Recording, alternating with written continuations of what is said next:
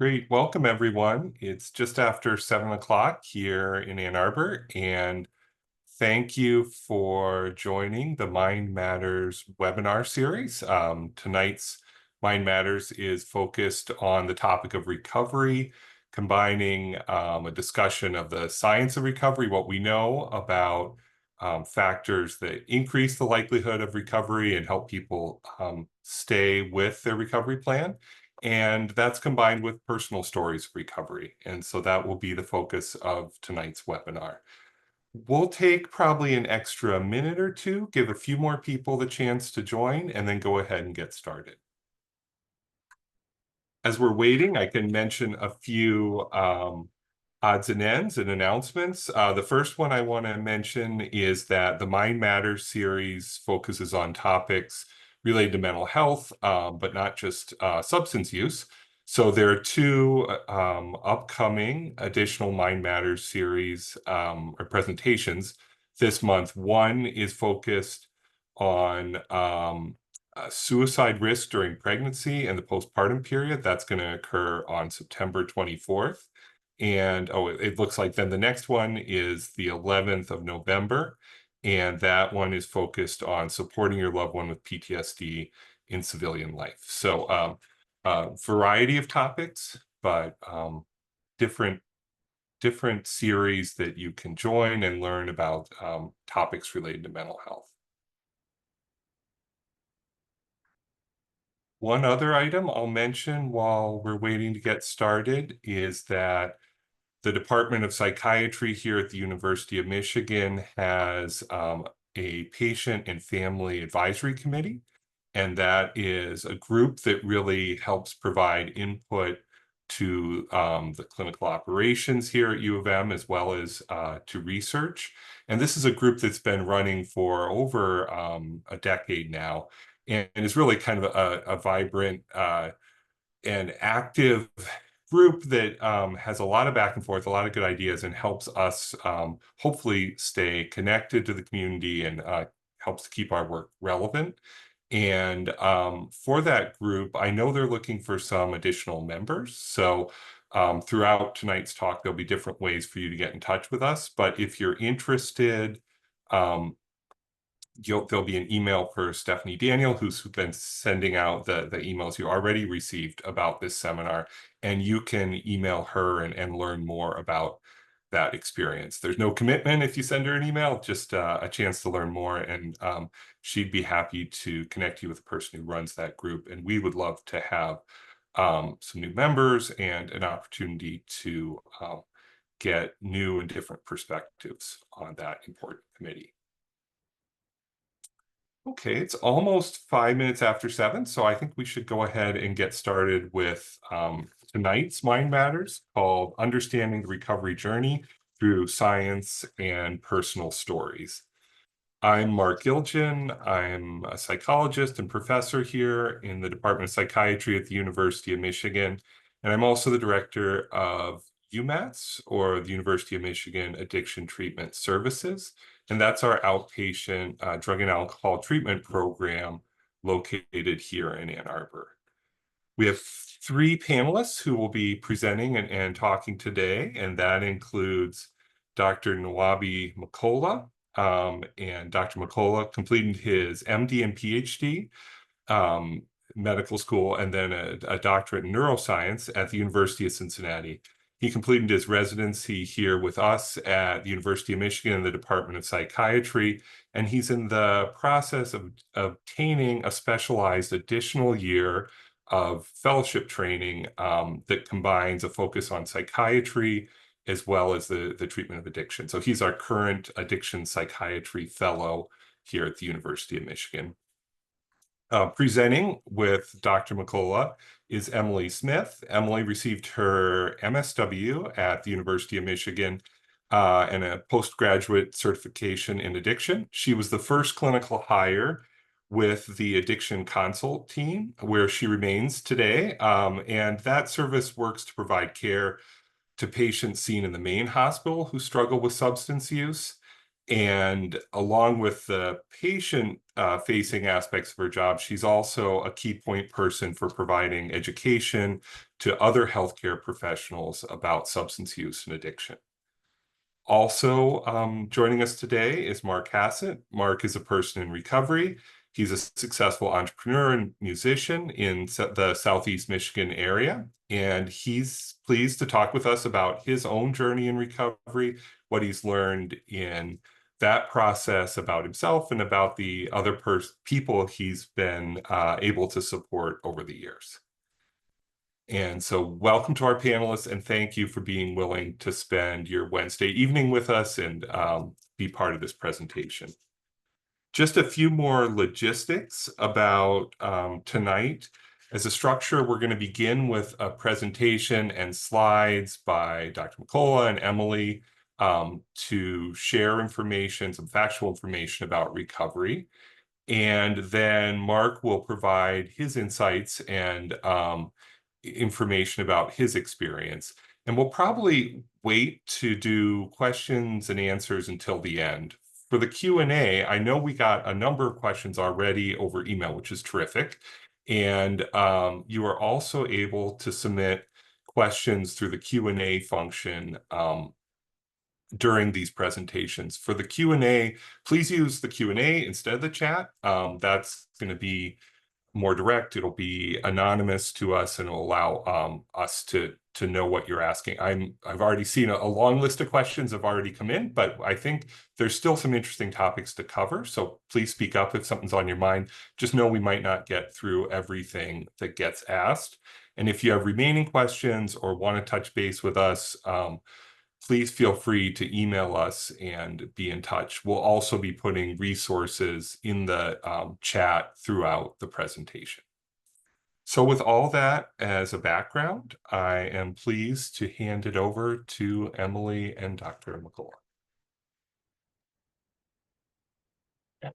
Mark, thank you for that warm introduction. And Emily and I really appreciate the opportunity to be with you folks this evening. I think before we get started, it was important for both of us to share a little bit more of our experience. I came to addiction work for, I think, several different reasons. But one of them is I have a significant history of alcohol use disorder in my family, particularly on my father's side. And I've been fortunate enough to watch several of my uncles as they have gone through the process and have had sort of varying degrees of success with treatment. And that was really, really impactful for me, particularly this idea of just the importance of sticking to it, the importance of doing the work, being patient, and that there can be really positive outcomes down the road. And certainly as I completed my residency training, one of the things I became really interested in is perinatal psychiatry, working with pregnant mothers. And I found that it's something that we need more of. And furthermore, was this sort of this overlap between perinatal psychiatry and addiction specifically. And I found that it was really hard for folks to get care, not only in the perinatal space, but when you add addiction on top of that, it becomes even harder. And I think so much of my interest was really working with this highly motivated population of patients in an area where there was really great need. So I'm so fortunate and blessed to be here at Michigan, completing my fellowship, and really to be with you folks tonight as well. So like Dr. McCullough said, I'm just so grateful to be here with you this evening. I've been working in this space for much of the last decade. And like Dr. McCullough, this is as much a professional interest of mine as it is a personal interest of mine. I lost my father to alcohol use disorder. And to me, if I can, in the course of my career, give one person their life back from substance use, the ripple effect is huge, the impact that has, because we know this isn't just a disease of the person who is struggling with substances. We know it's a disease of family and friends, because that impact is huge. And then like Mark said, I mean, my introduction, I'm just as passionate about the education, because if I can shape the care that patients who use substances receive, I can also make a lasting impact. So this is work that is professionally and personally important to me. So I'm so glad you're here with us. I like to start every talk that I give by really just laying the groundwork. I think a lot of times we make assumptions about how we define addiction, or what does addiction really mean. So I like this definition by the American Society of Addiction Medicine, that addiction is a treatable chronic medical disease involving complex interactions among brain circuits, genetics, the environment, and an individual's life experience. To me, the takeaway from this, if you remember nothing else that Dr. McCullough and I say, is this is a treatable chronic medical disease, and the care we provide to those who use substances should look like the care we provide for other chronic diseases. I think a lot of times when we think about substance use disorders, we think of this ever relapsing condition. At times it can feel hopeless of why bother, why do we do this? But when we really take a step back and look at relapse rates of substance use disorders alongside other chronic conditions, the relapse rates are really quite similar to other conditions we see. What's different is the care that's provided. When I think about the care that's provided to a patient with diabetes, if they wind up in the emergency department 3 times in 1 month, there's not shame and guilt. Oh, Emily, why are you here again? Why didn't you just do what you were supposed to do? We don't cut people off from treatment and say, sorry, I just can't prescribe you your insulin anymore because you didn't stick to the exercise regime and diet that I wanted for you. Whereas the care we provide for substance use disorders, these patients are stigmatized. They're left in a hallway, the phrase of treat them and treat them, get them out of the hospital as fast as possible. We cut people off from treatment saying, sorry, you relapsed, we can't help you any longer. And to me, it's really a startling contrast. And I think, again, that's why it's so important to me to do education like this, so that we can help shape the future of care for substance use disorder to look like that of other chronic diseases. So Dr. McCullough and I thought the best way to really run through this is just to look at the numbers. Let's look at the data. What does this look like? What does the scope of substance use in the US look like? And what does recovery look like too? As I'm sure everyone is aware, we're in an opioid epidemic right now. A lot of that was fueled by prescribed opioids. And so there was a hope that if we just reduced opioid prescribing, we would reduce mortality. That wasn't quite the case. And to me, this illustrates how much of this is a brain disease, because if it were just as easy as reducing supply, the number of deaths, the number of overdoses, the number of people who struggle with an opioid use disorder would have fallen when we started reducing prescribing. Instead, people turn to the streets to then feed their dependence that had been created. We are all aware of COVID and all the deaths that came from that, but at the same time COVID was surging, so were substance use disorders. During COVID, opioid and drug overdose deaths rose over 30%. We reached a new high of overdose deaths. We surpassed 100,000 deaths for the first time in history. And this number, I know this is 2021, so it seems a little old. It takes a bit to finalize this data, but this number continued to climb. We've seen a slight decrease in the data thus far from 2023, which gives me some hope, but I still think there's a long way to go. We really have not tackled this problem head on. And opioids are my bread and butter. It's what I see. Like Mark mentioned, I work in the hospital, so I take care of patients with a very severe disease state. And so this is a lot of what I see. And again, we talked about those prescribed opioid numbers. So that was the first wave of this epidemic, the rise in prescription overdose deaths. That kind of shifted as the prescribing decreased, and we started seeing a rise in heroin deaths. For those of you who may not be aware, there is not really heroin on the streets anymore. And I know folks are tuning in from all over, but particularly here in Michigan and Southeast Michigan, there's not real heroin. Can't buy heroin that doesn't come with fentanyl anymore. So it's the fentanyl deaths that are surging at this point. The other thing that's really increased, and some will call it the fourth wave, is this stimulant use. So now we're seeing more and more stimulants involved in these overdose deaths that can be with or without opioids involved as well. So again, I talk about opioids because it's what I see the most, but really this is just deadly all around. I see severe disease state, but what I like about this study is it really looked at what are the severities of other disease states. So mild, moderate, and severe is how we break down substance use disorder diagnoses. This is according to the DSM-5, which is our diagnostic manual. And we see that there's a pretty big spread. Many more folks with a mild use disorder when it comes to alcohol and marijuana, as opposed to the severe disease state versus our stimulants, cocaine and methamphetamine. For a vast majority of those with a use disorder have a severe disease state. So I want to spend a little bit of time taking a look at some of the other kind of specific substances aside from opioids. I think this chart does a really good job of sort of illustrating. We're going to start by looking a little bit more at alcohol use, but if you look at the chart here, in terms of just cost, we see that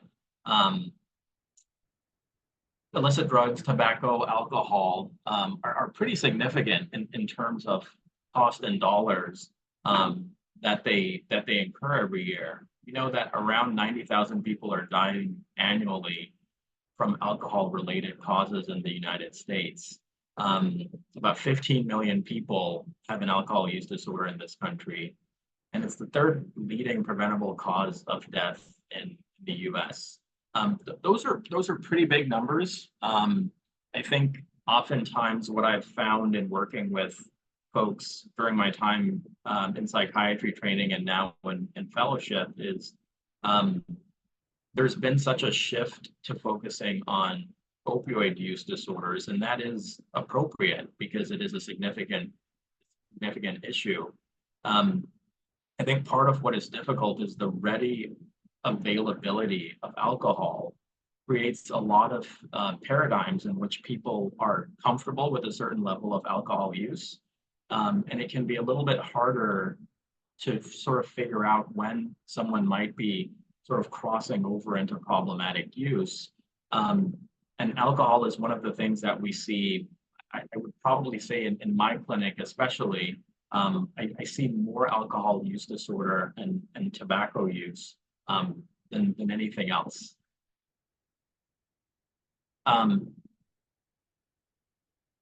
So I think this makes a really interesting point here. Like 20% of the folks who consider themselves drinkers drink about 80% of the alcohol sold in this country.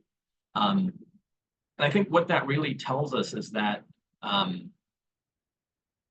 we know there are lots of people who will use alcohol recreationally and are able to sort of meter or control their use relatively well.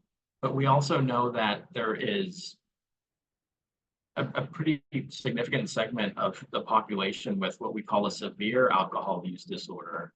And we find that when folks kind of cross over from a mild or moderate alcohol use disorder to a severe use disorder, it can be a lot harder to treat once folks cross over to that severe class. Alcohol causes a lot of other health issues. I typically find with a lot of folks I work with, there's a really strong understanding that tobacco comes with a lot of other health issues, but I think there's sort of less and less of an understanding of some of the downstream health issues conferred by alcohol. And with so many other substance use conditions, we found that there was a pretty significant increase in alcohol use during the COVID-19 pandemic restrictions and afterward. I think this does a pretty good job of illustrating that last point. These are alcohol-related deaths that we see year over year from 2019 to 2021. And as we can see, those numbers kind of steadily crept up, similarly to what we saw with the opioid numbers and the stimulant use numbers. I just want to jump in with this one, especially when we're thinking about why were deaths so much worse during COVID. The opposite of substance use or addiction is connection. And so during COVID, with all the social isolation and the necessary separation we created, people were put into isolation. They weren't able to attend all of their 12-step meetings. There were less beds available at inpatient treatment centers.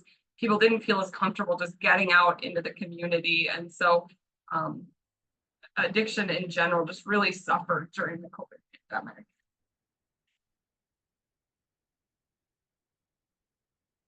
Yeah, when we take a closer look, this figure I think is pretty interesting and highlights some of what we've been talking about.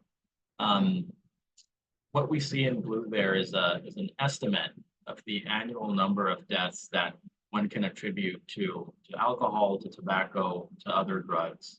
And in red, we see an estimate of the number of deaths every year that occurred related to alcohol and drugs specifically.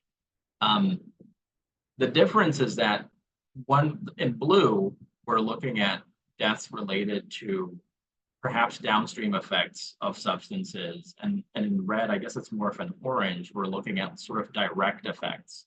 And so sort of like I was talking about earlier, I think we've done a really good job of getting the message out about tobacco-related health effects. But I think it's also important for people to understand that there are a lot of downstream effects for alcohol and for other substances that may not show up in the here and now, may not be related to sort of acute intoxication and withdrawal, but really can have a pretty significant impact on overall health burden.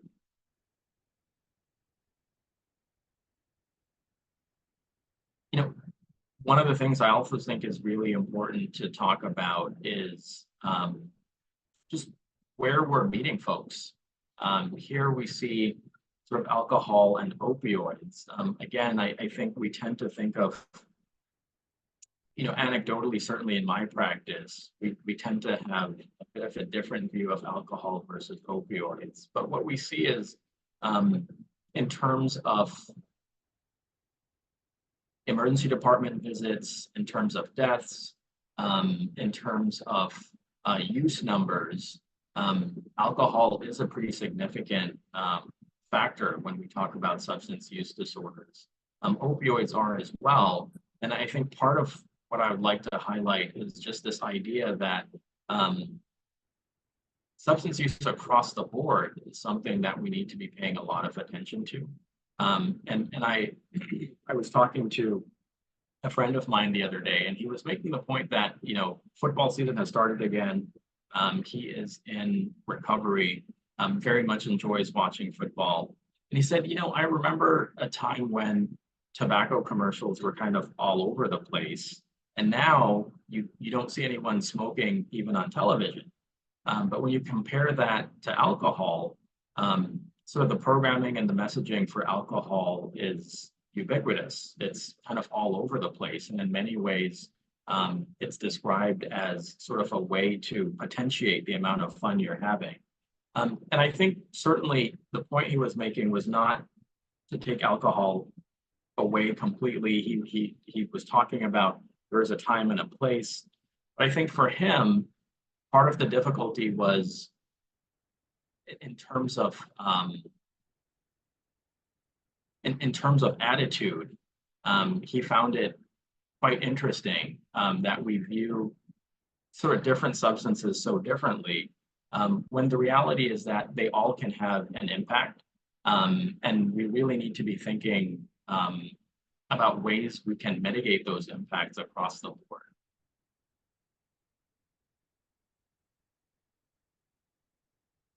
I want to spend a little bit of time talking about cannabis. Cannabis is one of those things that I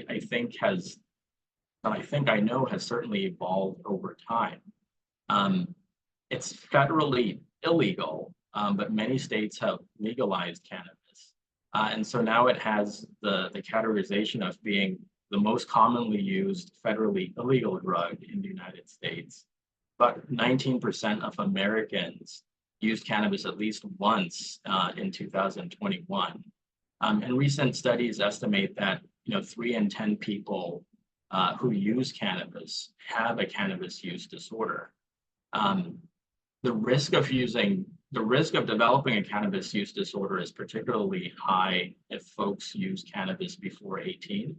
And we're seeing sort of more and more folks falling into that category.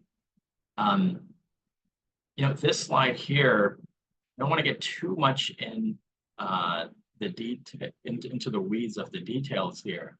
But what it shows is that between 1990 and 2019, we've seen kind of steady increases in the numbers of people who are using cannabis. I think another pretty interesting thing is if we are to look at the numbers of cannabis use and correlate that to emergency department visits, we see like a pretty clear association. So this chart there's a lot of information here. But what I want to highlight is there are kind of 3 sections here, right? So there are numbers sort of before the legalization of recreational cannabis, after the legalization of recreational cannabis, and then something that is a theme that you'll kind of hear multiple times is kind of what happened to cannabis numbers during the COVID-19. So we see there was a steady increase in the use of cannabis, but after legalization, certainly ED visits for things like vomiting, which is something that we can see with cannabis, went up. Certainly, we saw a slight increase in visits across the board. But what's particularly interesting to me is once we hit the COVID-19 pandemic, there's like a jump. You can see that the numbers are sort of steady, and then there's this like jagged increase once we get to the COVID-19 pandemic. And it's something I see a lot anecdotally from stories of patients I work with. Really, with alcohol and with cannabis, there are a lot of people who found themselves in a position where they were home more, they were disconnected from a lot of their community, and it was relatively easy to get alcohol and cannabis, and use went up.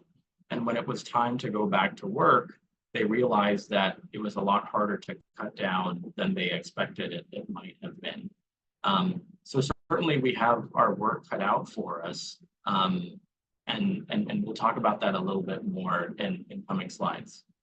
I want to add with cannabis, because I think a lot of times we think, oh, cannabis, historically, this has not really been problematic. And I don't know about you guys, but one day in the office, we got curious of what can you buy at a dispensary? I've never personally been to one.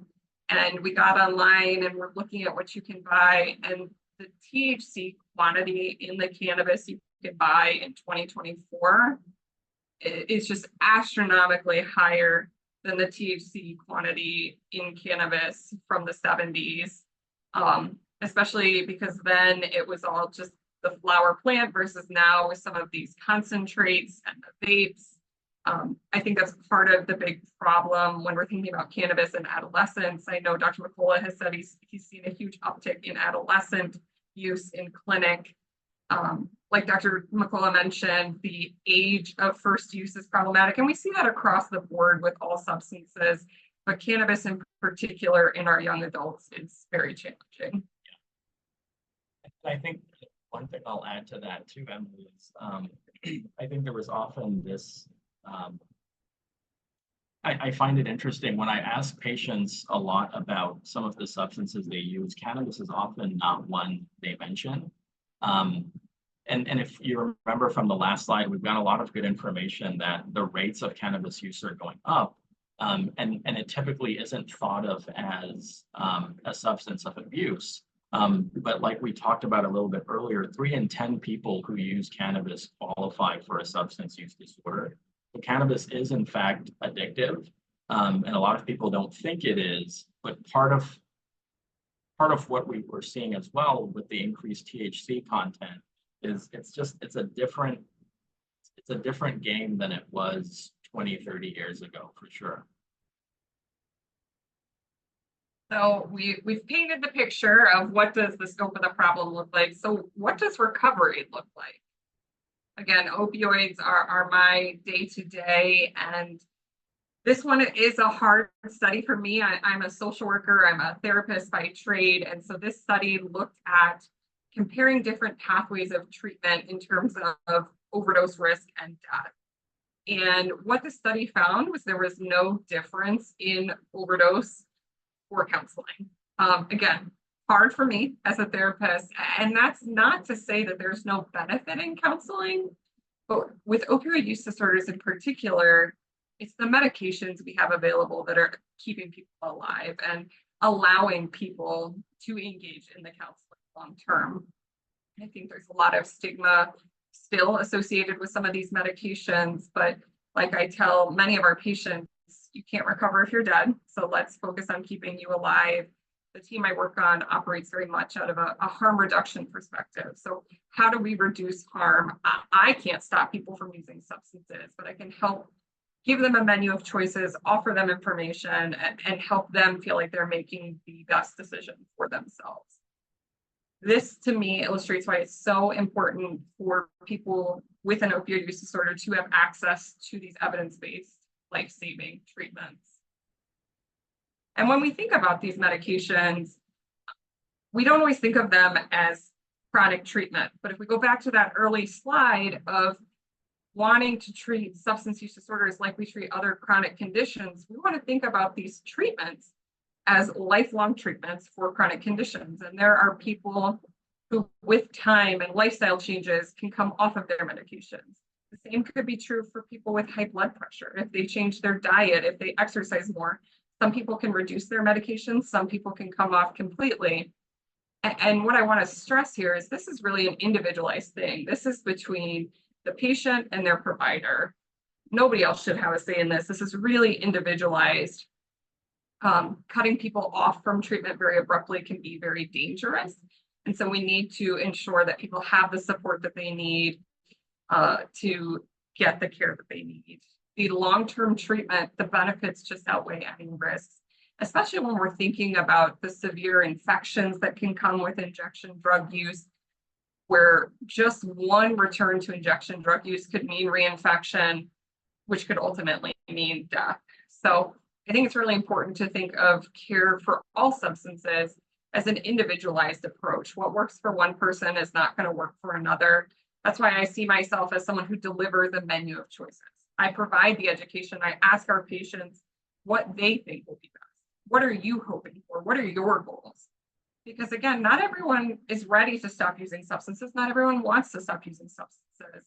I'm sure they've seen plenty of healthcare providers that have said, oh, Emily, you got to stop drinking now. That's not my place.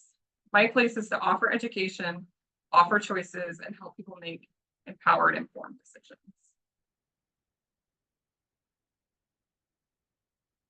You know, I think kind of dovetailing off that, one of the things that is encouraging to me about some of this discussion is that there are a lot of people who have had successful outcomes when it comes to substance use. And it's really nice to be able to see that side of the equation as well. This was a particularly good study that looked at quite a few people. And roughly our numbers right now tell us that there are about a little over 22 million people in the United States who consider themselves to have a resolved alcohol or other drug problem. Without getting into the weeds too much, and this study, resolved didn't necessarily mean like full enduring sobriety, but it did mean that in some cases, people had a relationship with a substance that they found to be problematic in the past, and they had gotten to the point with various types of help where they had a much more favorable relationship with the substance to the point where it wasn't impacting their life the way it did before. Of these 22.3 million people, about half of them were talking about alcohol in terms of having resolved an alcohol use problem. And about 10% of them were talking about cannabis and cocaine. You can see the numbers there. I won't belabor the point too much, but for me, this is really, really encouraging. Because like Emily said at the last slide, it's not really my goal to, or our goal to tell people what they should be using and how, but to be partnering with people, to be giving them a sense of like what we can offer in terms of treatment, and to realize that being a chronic disorder, we're going to have to kind of reevaluate at multiple times, kind of figure out where people are, what works for their lives, and keep moving toward that goal that they have for themselves.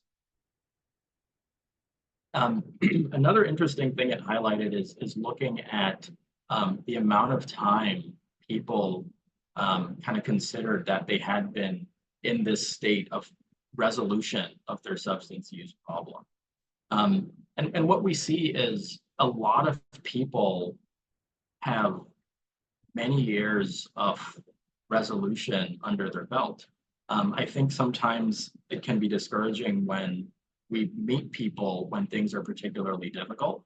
But if we stick with it and we continue to provide, good care, a lot of people can have years and years of lasting resolution of substance use issues.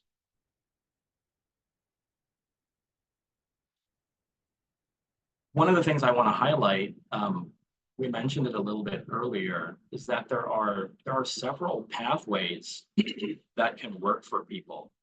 Such an important part of treatment is figuring out what works for you specifically, right? Because each individual is not, we do these studies with thousands of people in them, but when someone is sitting in my office and we're kind of discussing what would be most helpful for them, that is one person, not a compilation of thousands of people. So one of the things this recovery study looked at is it looked at, well, how are people getting help? And it looked at assisted recovery versus unassisted recovery. Assisted recovery basically meant someone engaged with some sort of structured system, some sort of structured program to help give them support. Medications for helping with cravings and relapse prevention were a pretty small part of the equation. And I actually I'm kind of curious what these numbers are going to look like if we were, or what they would look like if we were to do the study today, or if we were to do it in the next several years. So I suspect that number might go up. There were other people who were engaged in some sort of professional treatment, whether it was therapy, intensive outpatient programs, specific group programs geared toward substance use. Many people were involved with recovery support services. And then many people were in mutual aid groups and help groups. All sorts of things like Alcoholics Anonymous, Narcotics Anonymous, Smart Recovery, which is a type of recovery system which is less based on sort of religious principles and more on cognitive behavioral therapy. And then also things like Dharma recovery. And so I think what this highlights to me is that there are many different treatment options out there. And an important piece of the puzzle is figuring out who you are, kind of what resonates with you, and what might work best for you. The other thing that's pretty interesting to me is that 46% of the people reported that they had some form of unassisted recovery. And what I'm curious about also is sort of what unassisted recovery looked like, because what we know is that there are certain recovery systems and recovery communities that are not necessarily highly structured, but still involve a lot of support, right? Building your community, who are the people you can lean on when you need help, and being comfortable going to those people when you do need help. A question I get a lot is, how long does it take? How long am I going to be sort of in this process? There's good data that shows us that it takes an average of 5 attempts for people to reach some like resolution of a substance use issue. But the reality is that there is some variability. Averages don't tell us the whole number, because there are a lot of people where it may take more than 5 attempts, and there are people where it may take less than 5 attempts. So even though 5 is sort of that average number, it remains really dependent on a lot of factors. And usually what I tell folks is let's keep doing the work. Let's keep plugging away. Let's find the thing that works best for you. I think this number 2 for me highlights why we as healthcare professionals need to continue to offer choices for people, even when some of our own biases may say this is hopeless, this, Emily's never going to change. You never know, even if it's the 10th time, the 15th time, there might be something different, and that person might be in a position to make a change. And that's why we do what we do. That's why we continue to come in, even when it feels like time and time again, and offer resources to people. Because we want to give them the tools to help recover. We want to be that safe space they can come back to, even when a relapse does happen. I always stress to our patients, like, call me whenever, don't call me because things are going well. Call me whenever. It's okay if something happens, and I want you to know you can always come back here to get help. No judgment, no anything. We are here to support you. And I think that that's really valuable for people. And I know our patients who do return to the hospital, they want to talk to our team. They're excited to see us because they know we genuinely care and we want to help them.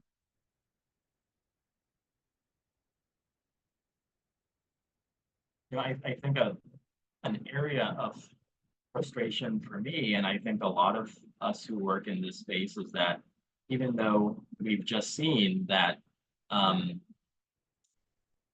positive and successful results and outcomes in substance use treatment are there, they're possible, we know that few people receive treatment, and that can be hard. Here we have this figure just kind of is taking a look at substance use disorders, mental health, and then serious mental illness, and it's kind of showing the percentage of people who are not getting treatment. And when we look across the board, as a psychiatrist and someone who's interested in substance use disorders, I would love to see all of the numbers going up, but particularly concerning is that 92% of people out there with a substance use disorder aren't getting treatment, and I can only sort of wonder and think about how different our outcome numbers would look if we were able to get more people the treatment that they need. And there are several reasons people might not get treatment, and this certainly isn't exhaustive. Certainly, some people aren't ready, and that's okay.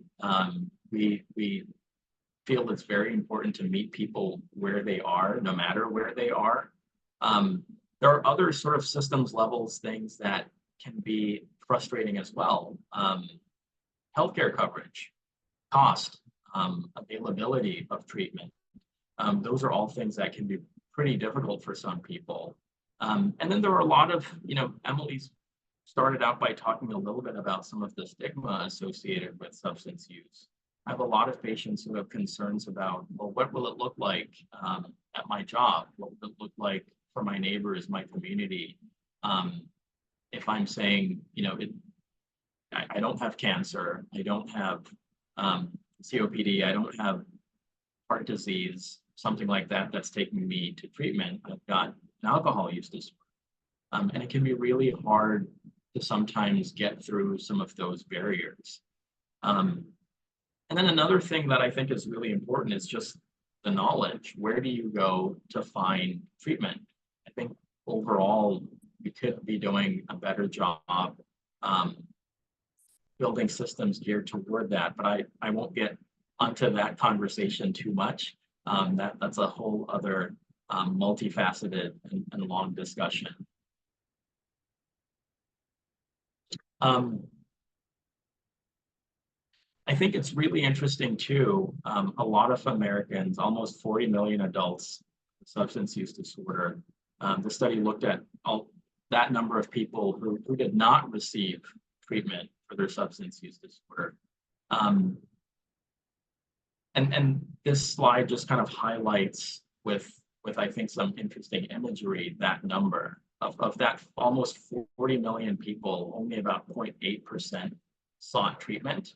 And a little under 5%, 4.5% did not seek treatment, but thought about seeking treatment.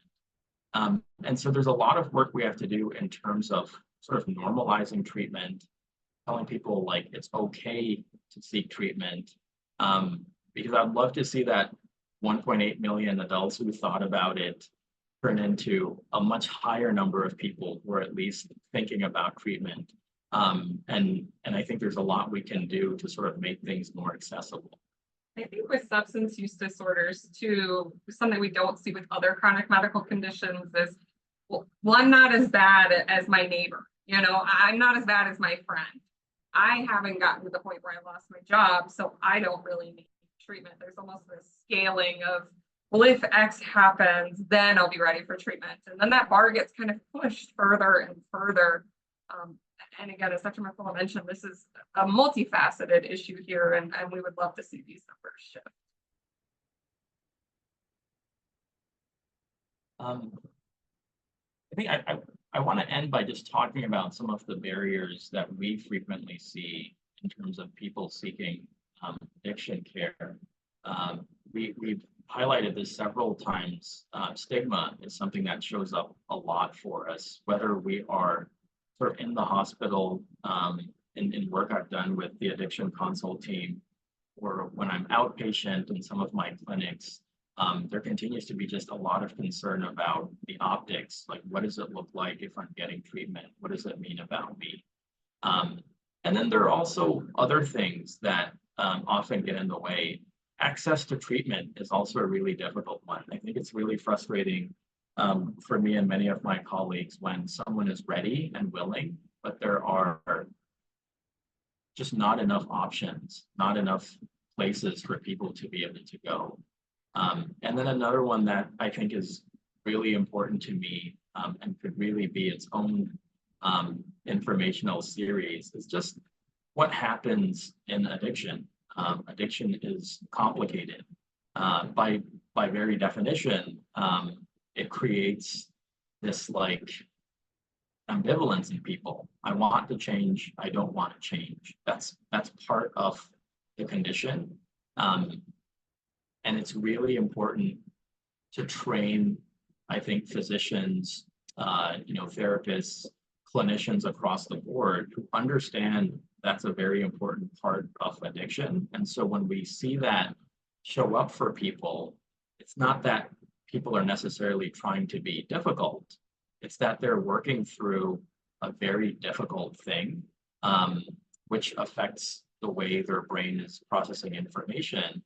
And it highlights the importance of meeting people sort of where they are, when they are, and taking it one step at a time.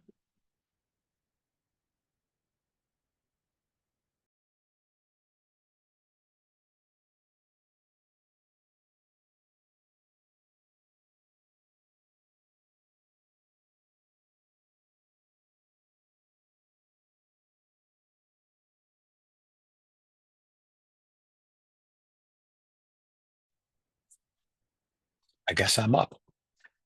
My name is Mark, and I have an alcohol use disorder.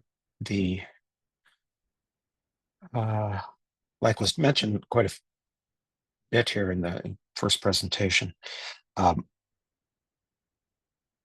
drinking got very bad over pandemic. It was a combination of my job slowing down, impending retirement, not related to alcoholism directly at all. But I probably spent from my mid-50s, I'm 69. Since my mid-50s, I was probably drinking too much. I was not in a situation ever where I required detox, nor did I lose my job, um, or have legal problems. Some of the people I do a variety of things, and I'll just mention one. I'll come back to AA, but one of the fellow people in recovery said early on to me, it's particularly for alcohol, it's one of the three L's, love, law, or liver. And I've met a lot of people that any one of those things can apply to. For me, it was love. Luckily, my wife and daughter realized that I was drinking too much. And when I was drinking, it was causing problems at home, lethargy, lack of interest in things. Ultimately, I was hiding alcohol, a very common thing as I learned, and sneaking around, drinking here and there, just not a good thing to do. So I sought, 4 years ago, I sought treatment. In Michigan, there's a organization up in Brighton that does inpatient detox, and I was not eligible for that because I don't have. I was not requiring detox, so that they couldn't put me in an inpatient bed. That didn't make any sense. So what I did is I contacted people at U of M and UMass and started a program with them. Initially, an intensive outpatient treatment, which is multiple days a week. Spot checking of urine, which wasn't happening when I took IOP because we were still on Zoom at that point. And after IOP, I joined an early recovery group at U of M. And there's a handful of us that have been there since then. And it's been excellent. I have to say that I always tell other people who ask me about my condition, my disease, is that one thing's not going to work. And I've confronted this over and over and over again with friends in recovery and watching people that have attempted recovery. One individual thing, whether it's medication, of which there are very few effective medications for alcohol use disorder in the United States, or whether it's pure white knuckled abstinence, or whether it's any number of the 12-step programs like were mentioned. And I found that over that next year and a half, 2 years, I was cycling, and I would be sober for a number of months and then lose my sobriety by drinking, in my case, for a day, not going out like some people, some addicts do. I'll go out for months. But I also found that I needed therapy on top of the other things that I was doing. And so I did that as well. Luckily through U of M. But I also found that I needed some more community-based. My background is I would prefer to always have evidence-based. And so I stuck with that for a while. And then I was convinced to try AA. And I did that, also still in Zoom at that point. Met a bunch of people, and eventually when meetings began again in person, I joined them. at the Alano Club here in Ann Arbor, 1 day a week, Saturday morning. And what I found is that the combination of the things has helped me a great deal. It's not one size doesn't fit all. Now, one of the questions that come up, it has to do with support. And luckily, my family did support me in my goals, maintaining my sobriety. It has caused problems, obviously, in my marriage. My wife, though, is very supportive of me in my recovery. But there is this notion, and my daughter too, of course, but there is this notion of, when will this be over? When are you going to be fixed? And I have to say, it's a lifelong disease, and I will struggle with it for the rest of my life. This is not a cutting down sort of scenario. I tried that path. It didn't work. I think a lot of people try that path, try to meter their drinking. And in fact, if they really have an alcohol use disorder, that just isn't going to work.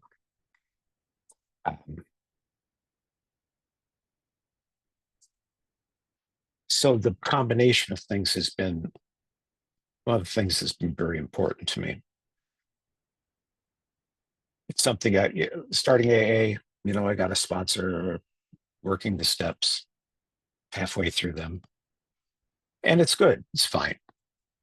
I think that it is, regardless of what is said, there is a religious bent to it, which, the way I am, I have to kind of look the other way.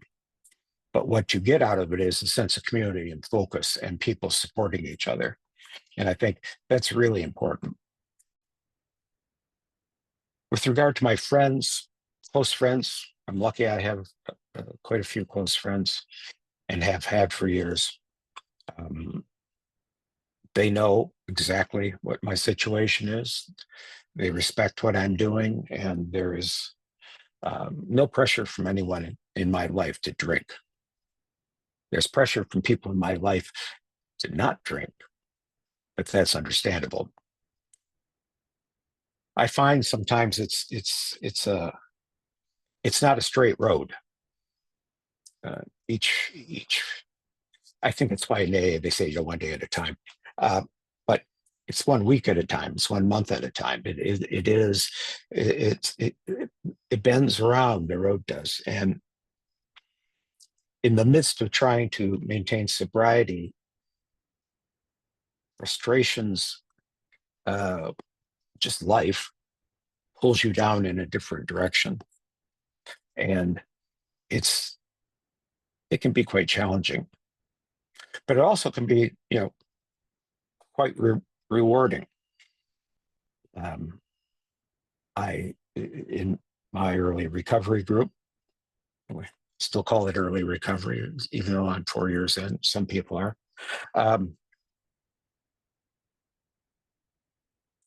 We're still in that situation where everyone's trying to support each other. And that, almost more than anything, to be honest, that and consistent support medically, from psychological support in particular, those are the things that have helped me the most in terms of stopping drinking. But I do agree that, because I've met a lot of people, heard a lot of stories, people will try to stop drinking. They won't succeed. Hopefully they'll come back and work again at it. And and in fact, you can, because there's no judgment for people that are in this business. I mean, they're there to support you. And so if someone lapses, when you do, you feel terrible, and you feel like you've let people down, and you want to hide that. But the reality is that the people that are working with you, number one, need to hear that, and number two, need to tell you that you don't have to feel guilty about it. because I think psychologically that's what enables people to come back and try again.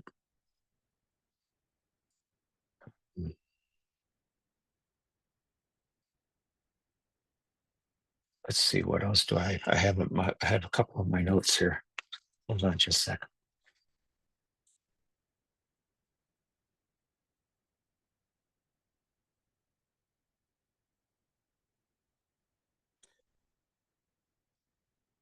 I find it's hard to talk to people about addiction if they seem like they have a substance abuse problem. Families try interventions. Friends try to talk down people who have substance abuse problems. And unfortunately, I believe that you have to get to a certain spot. It doesn't mean the lowest spot in your addiction. It just means that you have to get individually to a sense that you are ready to start the path of recovery. And that's a very good thing. For some people, it's a lot of change because I have friends who were bar drinkers. I wasn't. And, you know, all those guys at the bar, mostly men, by the way, they viewed them as their friends. And of course, after they started to get sober, they realized that they aren't their friends. They're their bar friends, but they aren't actual friends, because actual friends would try to help you differently. So I think that's what I want to say until we get into the Q&A. I don't, once again, just to recap, one thing doesn't work, just one thing. You can't just do one thing and expect it to work. It's too complex. And it is a disease in terms of alcohol use disorder. I do have alcoholism in my family. Like Emily mentioned, it was on my father's side, Irish Catholic. My grandparents probably drank too much. I couldn't really tell you at this point, but my father died of alcoholism early, 53. And he had 3 siblings, and all of them died in some way related to alcohol abuse. So for some people, there's a genetic component. It kind of goes without saying. But in order to seek treatment, try to cast a net that's broad. Make sure it's not just medication, which I have my views on. And I'm not talking about mood medication. I'm saying about the drugs that are there for alcohol use disorder. Psychotherapy, therapy, finding groups. At the university, I know there's IOP running at Sparrow. If people are in that, up by Lansing. I hope that's still right now that U of M is connected. And I think that's it. I will turn it over back to Mark, I guess, at this point. And I'll mute for now. Yes. Thank you, Mark. I'm assuming you guys can hear me. Thanks so much for your presentation as well to Emily and Nawabi and Dr. McCullough. Would you guys mind turning your cameras on? I think for the Q&A, we'll just kind of keep it open and you guys can jump in as, you know, the question seems like it applies to you if you have something you want to add. Yeah, there's Mark too. So great. We have a lot of questions. So I think I'm just going to dive right in and ask one of the broader ones that came up that relates to just that decision to seek help. You know, Mark, you described in your story, and Emily and Dr. McCullough about that process of, you know, reaching out, saying you need some help, requesting help. And I'm wondering if you could talk just a little bit about what tipped the scales in terms of you wanting to reach out. I guess I'm talking to you, Mark, and what made that difference from thinking about it to feeling like you wanted to act. And then for Emily and Dr. McCullough, how do you have that conversation with patients so they feel like it's an appealing option or maybe the best available option that they have at the moment? Okay, I will go first, I guess. I had family pressure on me. There wasn't really an intervention or anything, but I knew I had a problem. I think it's the hardest single thing to really admit that you've got the problem. And everyone that I've met has a similar story. And it is that you fight it for as long as you can and try to act like I don't have the problem, or I'm not like those people. You know, in my case with alcohol use disorder, I'm not like them. Come on, there's all kinds of stuff going on, and and it was scary because I didn't think I was that problem. But then for me, it wasn't law. You find a lot of people, there's a law component to their uh, immediate interest in recovery. It was scary. I got with people that I trusted, and I engaged in a community with my early recovery group and people that were in my IOP group, long-term friendships, and those keep us sober or help us to stay sober. I had one of our people, I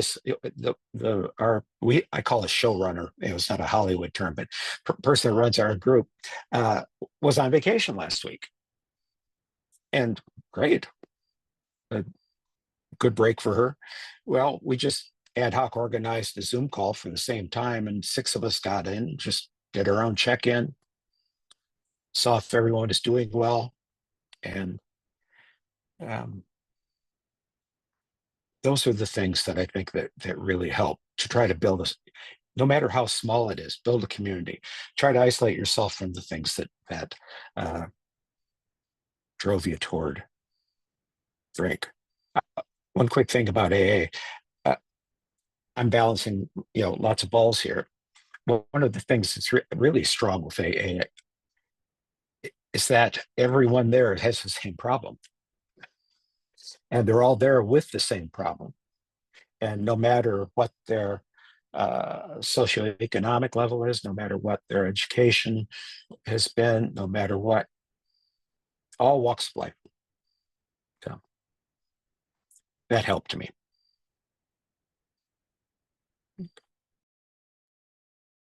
I can speak to the perspective of having that conversation with our patients, like Mark mentioned.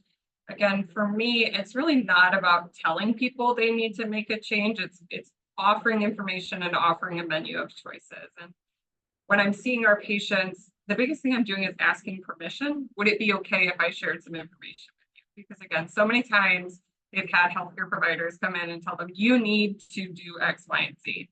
You have a problem.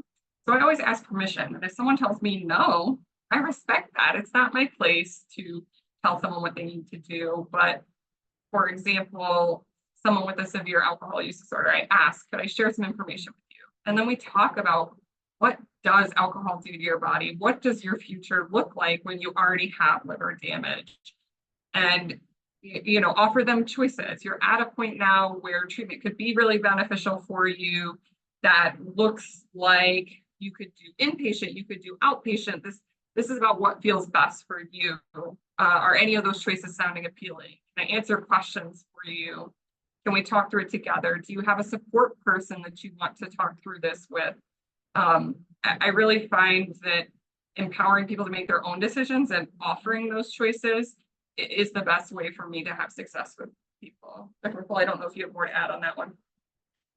And I feel very similarly. One of the things I talk to my patients about the first time I meet them, especially in my outpatient clinics, is that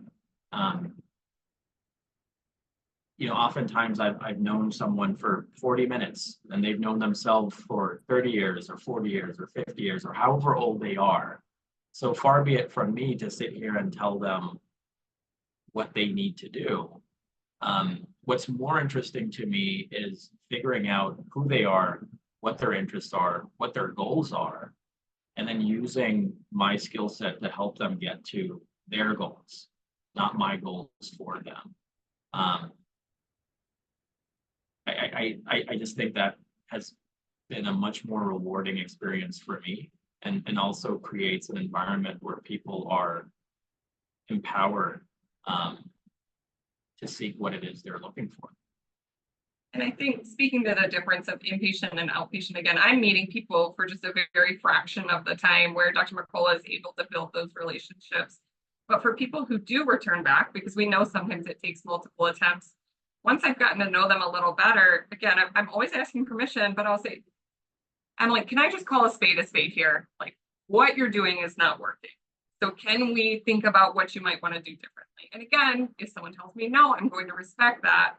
But once I feel like they have some semblance of who I am and that I truly want to support them, I feel like I can have a little bit more of a confrontational approach of like, what you're doing is not working well for you. And you tell me this is your goal. So if you're sitting here and what you're doing isn't helping you achieve your goal, you tell me you still want to achieve that goal. Let's think about how we might be able to get there differently. So it's very much about that relationship building. Thanks. Yeah, it sounds like a mixture of relationship building and respecting their autonomy while also supporting them in whatever change looks like for them in that process. As another question and kind of a somewhat different direction, I wanted to ask about the effectiveness of different research strategies. So there's a question about medications, medications plus psychotherapy on its own.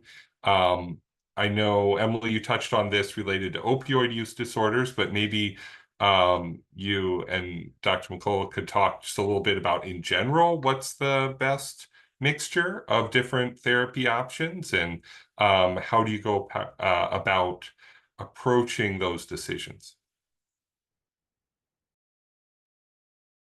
Yeah, I think that's a really interesting question, and the answer somewhat changes based on what someone's goals are, and what substance we're talking about.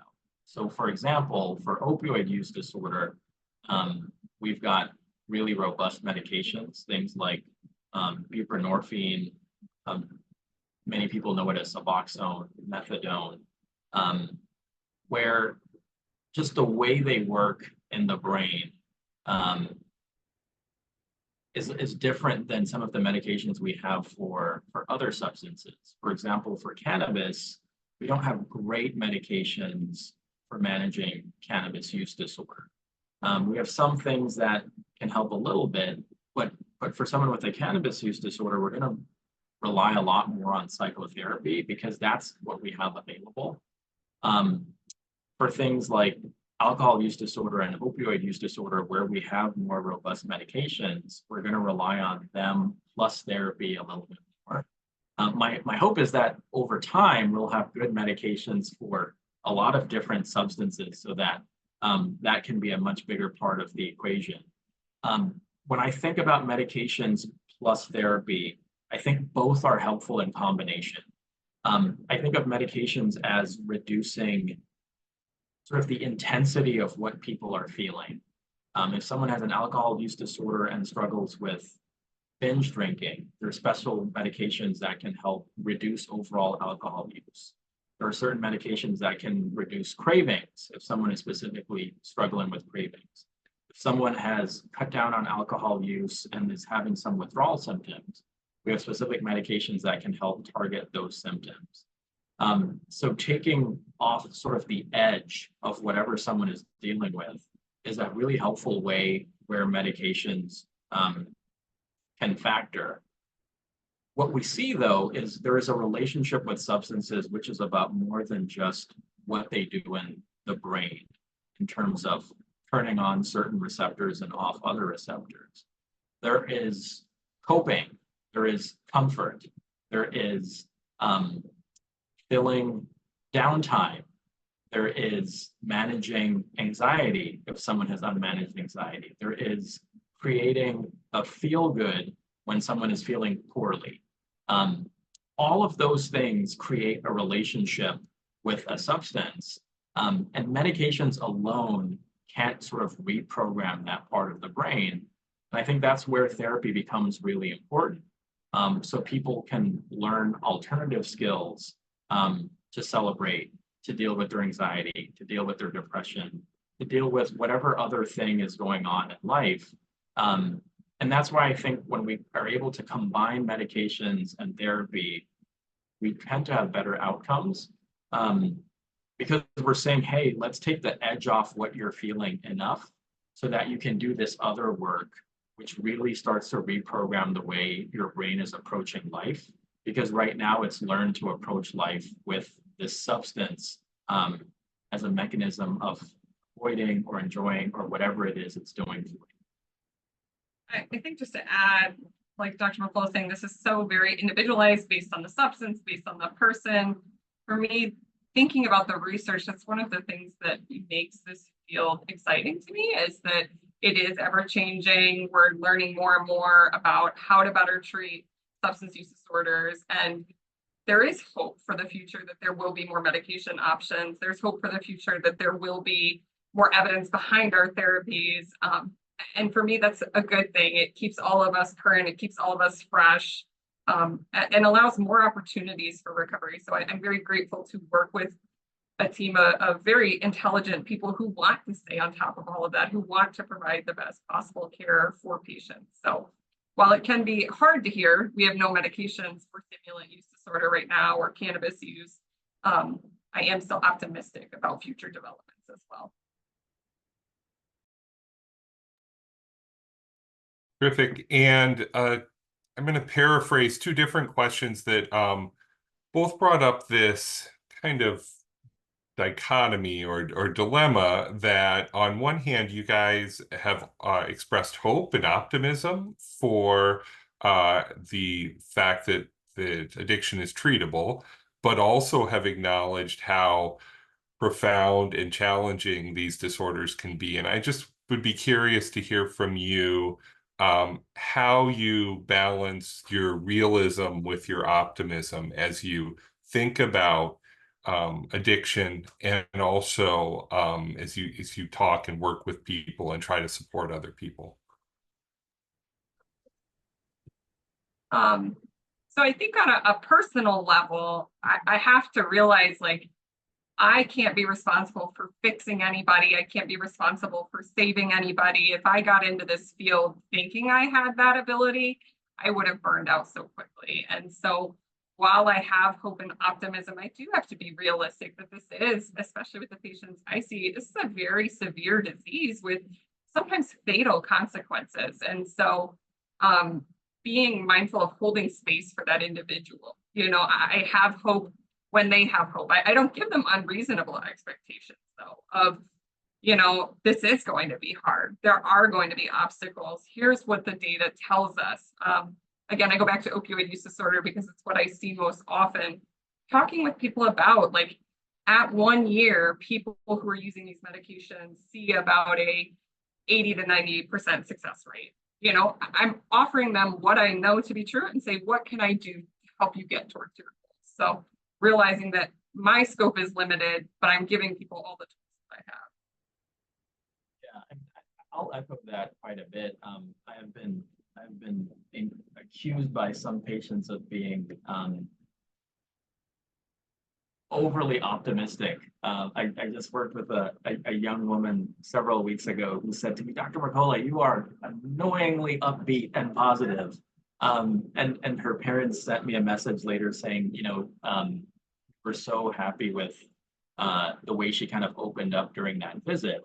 And I think for me, what's really important is balancing optimism and excitement for people and excitement in working with people with honesty, right?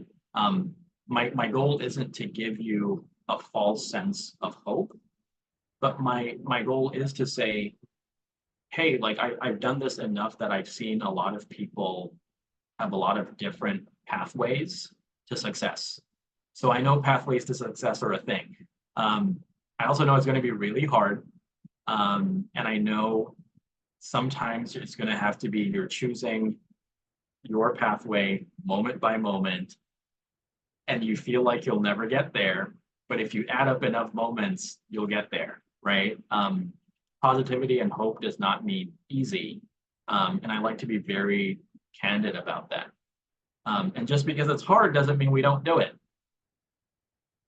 I think for me, some of the excitement to it is again, just that opportunity that people feel comfortable enough to be vulnerable with me, to share their struggles with me. To me, that's exciting because that's an opportunity to engage with them. And again, that outcome isn't always getting them to a point of abstinence from their substance use, but just that opportunity to be a part of their journey. Sometimes we refer to it as planting seeds. Like, okay, I was able to plant a seed this time. And so the next time we go back, we're kind of watering those seeds, we're tending a garden, we're helping somebody grow. Again, I alone can't do that work, but I can help create a supportive environment for someone to grow and make those choices. Terrific. And Mark, do you have any thoughts on that? No, I don't think I have Okay. anything. Okay, great. And let's see here. We have time for a few more questions. One question is about the impact of your recovery on the people around you. How have you seen, I guess maybe I'll ask this of you, Mark. You talked about how when you were drinking that affected your family. Can you talk about the other side now that you're in recovery? What have been some of the impacts of that on people around you? One of the one of the biggest things that I've talked to a lot of people about this, about alcoholism and hiding your drinking, is that your family, it's a breach of trust, and you're the people who may love you and care about you feel that they can't trust you anymore. And really I've talked with a lot of people about this, and one of the key things, all you can really offer is sobriety and maintaining sobriety, because almost everything else is. Now, if you have other people that are peripheral in your life, and like I mentioned, friends and stuff who've supported me 100%, they're interested and ask periodically about it. People close to my family, I find it's such a solitary sort of process. I don't talk about it much.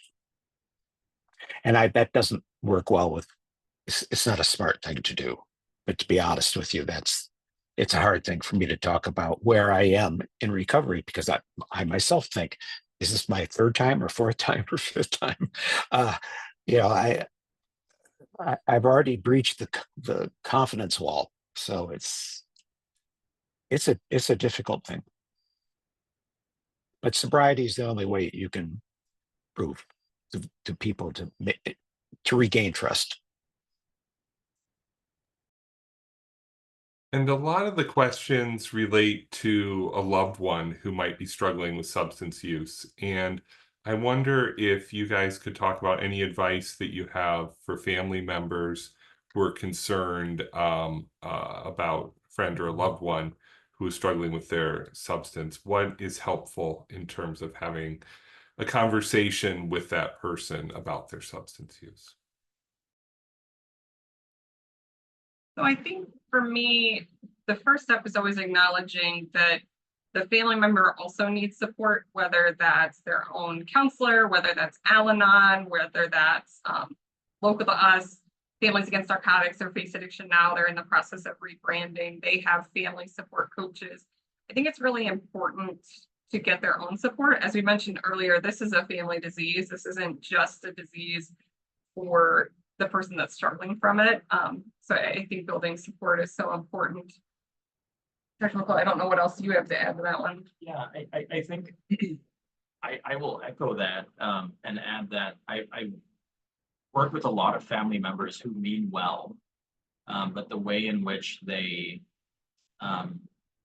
intervene, and sometimes not be the most helpful thing. And in some cases, it can create greater divides. And so I think it's really helpful to understand a little bit more about substance use disorders, and reaching out to support organizations for family is a really helpful way to understand more about what a family member is going through. I will also say, as hard as it is to sometimes have this discussion with people, you can't work harder than your family member. That's really hard, because when you love someone and they're going through something difficult, you just want to make it better. But if you're working harder than they are, it just kind of doesn't work. And it's really hard. I think that's true for our patients as well. And again, that's part of what helps me keep that balance of optimism and realism of, you know, I'm willing to work just as hard on this as you are, whether that's a family member or a patient.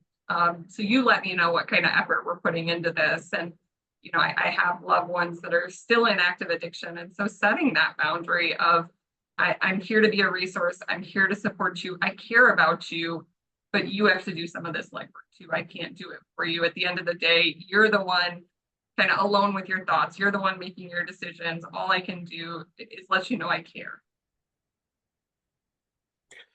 I'll add something quick because I see where we are. One of the biggest bridges to jump over or a fence to climb over is the notion that this is a choice. You're an alcoholic because you have a choice, and that for me has been a family issue, and for a lot of people, until you can help them to understand that this isn't your choice, or that it's not an issue of willpower. Very, very critical I mean, you guys all know that, but for the people out there who are attending, it's not a choice. It's not just about willpower. It takes, as we've been saying, a tremendous amount of work.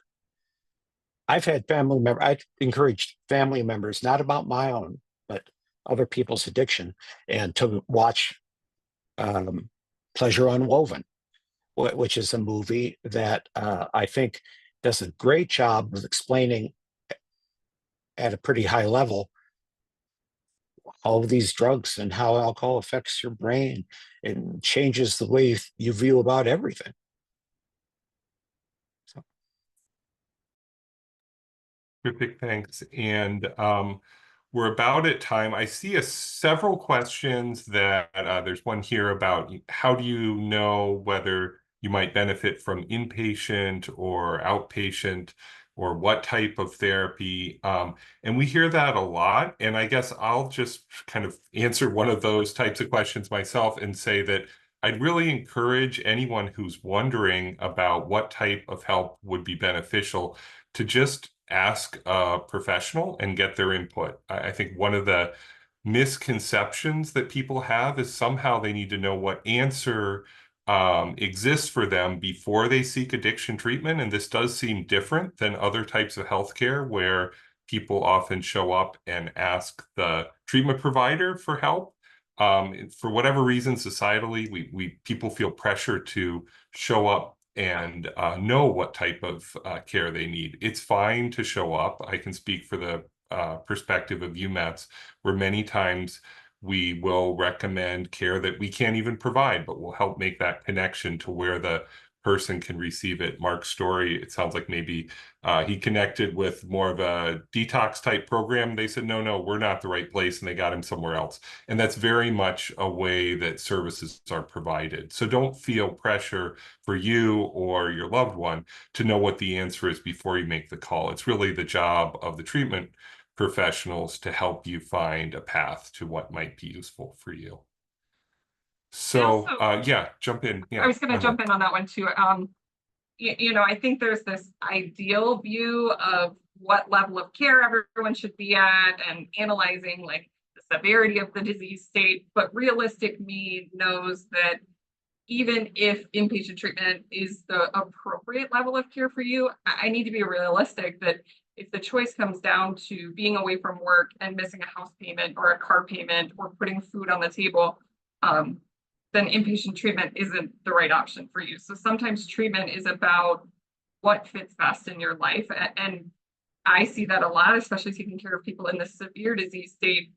They have a lot of medical complications from their use disorders where inpatient may not be possible because of the medical care they need. So I think it's just so important to get to care. Like Mark was saying, get somewhere, ask people questions, and it's okay if the care that might be best for you right now isn't what you can do. I think any starting point is a great one. So don't feel like you need to hold off while you get all your ducks in a row so that you can pay for your house, put food on the table. Any starting point is a great starting point. And if you feel like you're at a point where you're ready to make a change, capitalize on that. It doesn't need to be the perfect place, but that readiness is important.